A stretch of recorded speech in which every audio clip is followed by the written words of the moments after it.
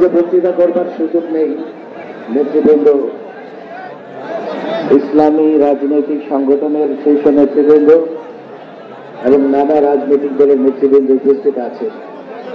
তাছাড়া সকাল থেকে থেমে থেমে বৃষ্টি হওয়ার কারণে মাঠে আপনারা যারা আছেন আপনারাও বড় কষ্ট করছেন।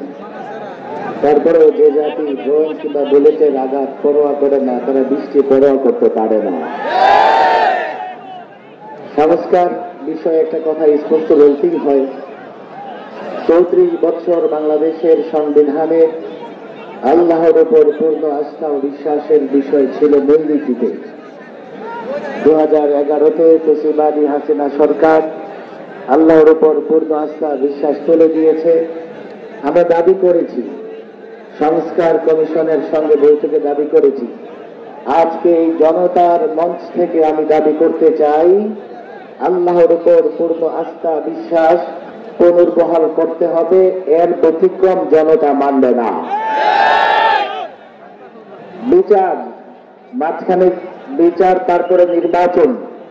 আমরা নির্বাচন নিয়ে অনেক কথা শুনছি, কিন্তু বিচার কার্যক্রম দৃশ্যমান দেখছি না। আমরা মনে করি নির্বাচন নিয়ে কথা আপনারা বলতেই থাকেন, কিন্তু বিচার হওয়া লাগবে, বিচার দৃশ্যমান হওয়া লাগবে। ফ্যাসিবাদের বিচার নয়, ফ্যাসিবাদের দোষর যারা তাদের বিচারও দৃশ্যমান হওয়া লাগবে। নির্বাচন বিষয়ে একটা কথা স্পষ্টই বলতে হয়, কালো টাকা, কৃষি শক্তি কোন ধরনের প্রভাব যেন মাঠে না থাকে। সেক্ষেত্রে ইসলামী আন্দোলন যে দাবি জানিয়েছে, আমরাও সে দাবির সঙ্গে একমত পোষণ করেছি।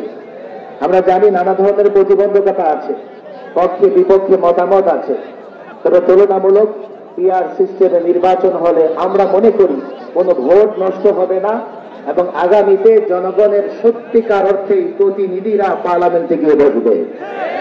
চূড়ান্ত কথা, গত 16 বছরে নয়, 53 বছরের বাংলাদেশে ইসলামী শক্তিকে দাবায় রাখবার জন্য, ইসলামী শক্তিকে দুর্বল করবার জন্য, ইসলামী শক্তিকে নানাভাবে প্রতিহত করবার জন্য ষড়যন্ত্র হয়েছে। কখনো ইসলামী শক্তিকে মৌলবাদী বলা হয়েছে, কখনো ইসলামী শক্তিকে জঙ্গিবাদী বলা হয়েছে, কখনো ইসলামী শক্তিকে রাজাকার বলে ট্যাগ লাগানো হয়েছে।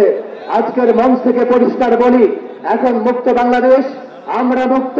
কোন ইসলামী শক্তির দিকে এই ধরনের ট্যাগ লাগিয়ে গালাগালি করা যাবে না।